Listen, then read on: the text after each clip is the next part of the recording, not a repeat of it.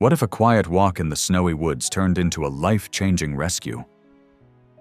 In a remote Alaskan town, one man's bond with nature is tested when he crosses paths with an injured wolf.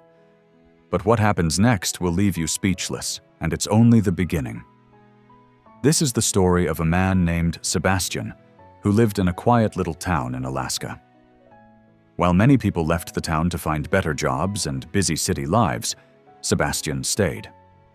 He didn't want fast cars or tall buildings. What he wanted was peace, nature, and a life close to the forest. He dreamed of raising his kids the same way he had been raised, free, happy, and surrounded by the beauty of the wild. Sebastian's favorite thing about his hometown was the wolves. Ever since he was a young boy, he felt a deep connection to them. Wolves weren't just animals to him. They were strong, smart, and full of mystery. While other kids played video games, Sebastian followed paw prints in the snow, hoping to see a real wolf one day. Even when he grew up, that love never faded. Every night, he would sit outside his cabin and listen to the wolves howling in the distance. The sound didn't scare him. It made him feel calm, like they were calling out to him. To Sebastian, the wolves were more than wild animals. They were part of who he was. Years later, something happened that Sebastian never liked to talk about. His parents asked him to do the one thing he didn't want. They wanted him to leave his peaceful hometown and go to the city for college. Sebastian didn't want to go. He loved the quiet forest, the snow-covered trees, and the sound of wolves howling at night. The thought of leaving all that behind made his heart heavy. But his parents sat him down and spoke gently. They told him the truth. Life in the town was hard. The school wasn't good, and many children had no real chance to learn. They wanted Sebastian to get a good education, come back one day, and help the town build a better future. That made sense to him. So, with a heavy heart, he agreed to go. What he didn't know was that the city had a surprise waiting for him. When he started college, Sebastian met Evelyn. She was kind, strong, and full of life. They spent time together, studied side by side, and slowly fell in love. After graduation, Sebastian brought her back to the town he loved so much. They got married and started a new life together. Soon, they had 2 sons, Liam and Henry. The boys were full of questions, laughter, and wonder. Sebastian often took them on long walks in the woods, teaching them how to follow animal tracks and listen to the forest. He wanted them to love nature the way he always had. Several years passed, and now both of Sebastian's sons were growing up. Liam was 12, and Henry was 9. One cold winter afternoon, Sebastian felt it was time to take them deeper into the forest, a place they hadn't explored before. He wanted to show them the wild beauty he had loved since he was a child. They bundled up in warm clothes and set out on their walk. Snow covered the trees and the ground, making the forest look calm and magical. The only sounds were the crunch of their boots and the soft wind in the trees. Everything felt peaceful. But then they heard a sound that didn't belong. It was a howl, but not a strong one. This howl was weak and full of pain. It stopped them in their tracks. Sebastian turned to his boys. "Stay close," he said gently. Together they followed the sound through the thick trees. Soon, they reached a small clearing. There, lying in the snow, was a young wolf. Her paw was stuck in a hunter's metal trap.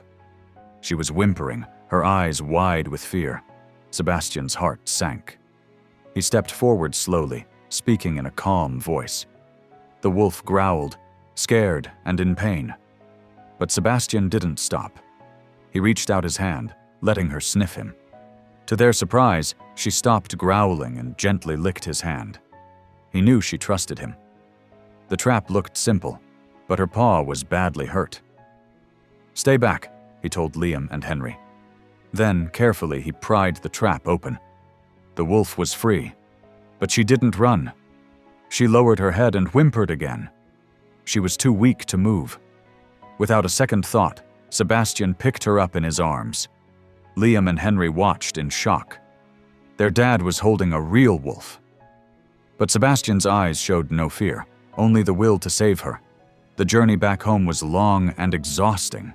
Sebastian could feel the weight of the injured wolf in his arms, but he kept going, step by step through the deep snow. His arms were tired, and the cold wind stung his face, but he didn't stop.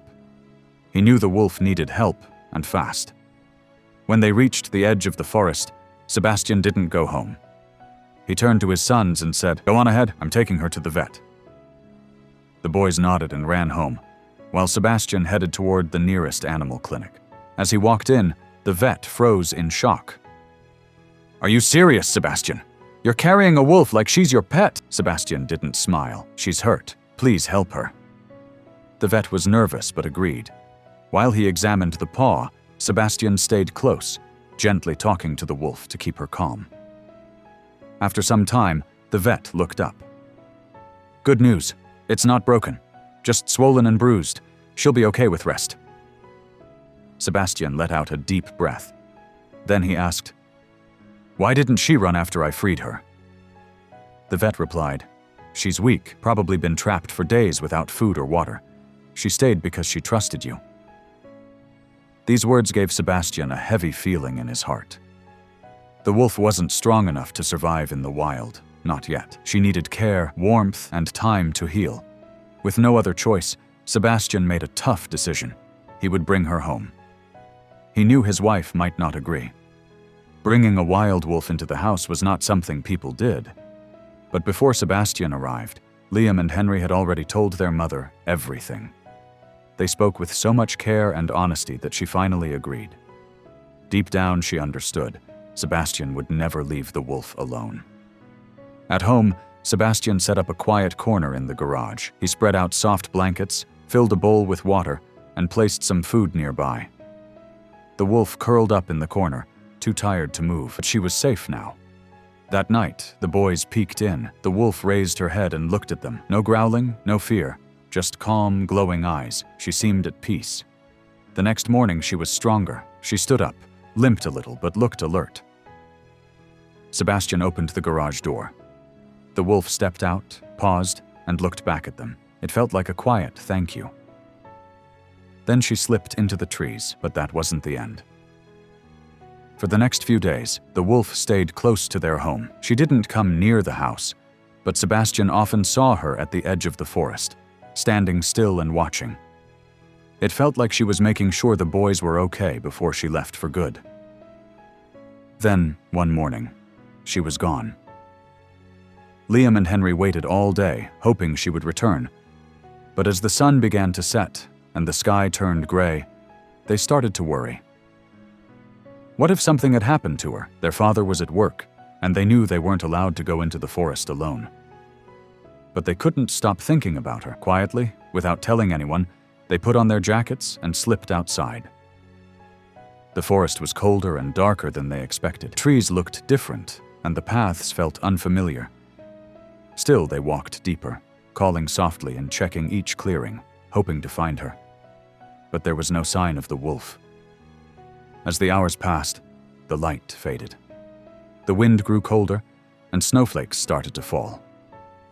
Liam and Henry looked around, but nothing looked familiar anymore. They had gotten lost. Tired and scared, they sat down on a fallen log. Their hands were cold, and their faces stung from the wind. They didn't know what to do next. Then, suddenly, Liam saw something move between the trees. Two glowing eyes stared back at them through the shadows. His heart beat faster. Was it a wild animal? The figure slowly stepped forward, and then they saw her. It was the wolf, the same wolf their father had saved. She walked toward them, calm and quiet. Liam reached out his hand. She sniffed it gently, then licked his fingers. Then she turned around and began walking back the way she came. Liam looked at Henry. She wants us to follow her, so they did. She led them through the forest, checking behind her every few steps. At last, a warm light appeared through the trees. And then they heard it. "Liam! Henry!" their parents' voices. The wolf had brought them home. Sebastian whispered, "Thank you." And the wolf disappeared into the woods, forever a part of their story.